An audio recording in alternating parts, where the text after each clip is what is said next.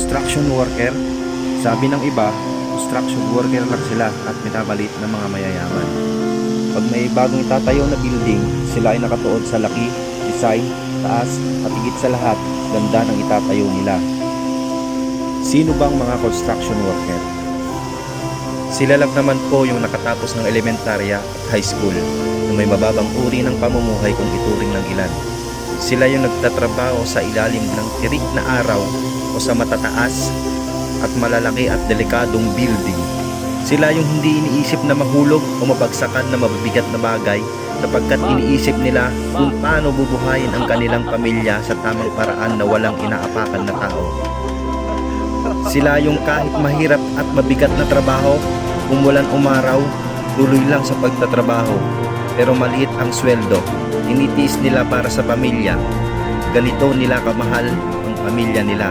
Lahat gagawin nila, walang iniisip na hirap at pagod. Martilyo, lagari, pala, welding machine at iba pang gamit ang nagsisilbi sa kanila na ballpen. Sila yung madalas baon, sardinas, itlog,